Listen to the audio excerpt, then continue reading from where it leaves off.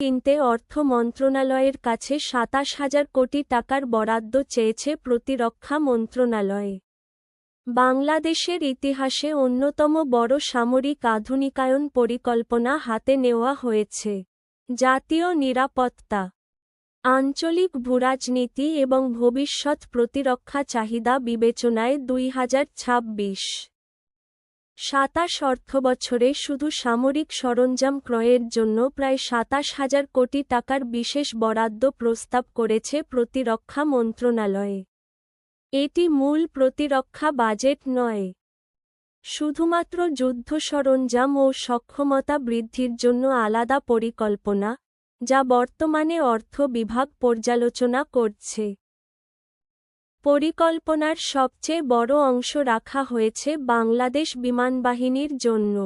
প্রায় ১২,২৩২ কোটি টাকার এই কর্মপরিকল্পনায় এমআরসিএ, অ্যাটাক হেলিকপ্টার, ভিআইপি পরিবহনের জন্য বিশেষ হেলিকপ্টার, উন্নত ইউএভি, অ্যান্টি ড্রোন প্রযুক্তি, দূরপাল্লার রাডার এবং আধুনিক আকাশ প্রতিরক্ষা ব্যবস্থা অন্তর্ভুক্ত করা হয়েছে। প্রতিরক্ষা মন্ত্রণালয়ের প্রস্তাবে বলা হয়েছে, যুদ্ধবিমান ও এমএসএম সিস্টেম দেশের আকাশসীমা সুরক্ষায় নতুন সক্ষমতা যোগ করবে।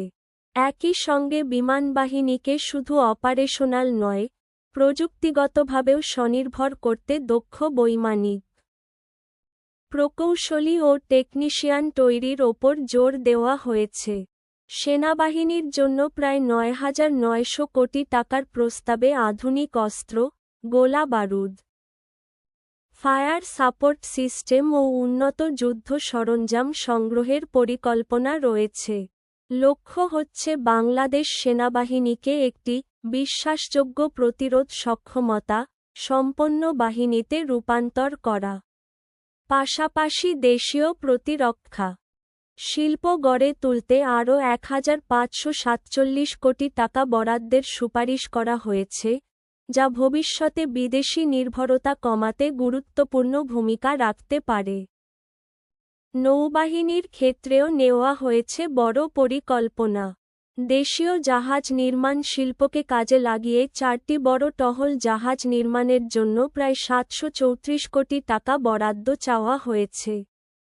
সাবমেরিন ঘাঁটি পেকুয়ার সক্ষমতা বৃদ্ধির জন্য কাটার সাকশন ড্রেজার, ভিসেট যোগাযোগ ব্যবস্থা, প্রশিক্ষণ সিমুলেটর সহ বিভিন্ন সরঞ্জাম কেনার পরিকল্পনা রয়েছে।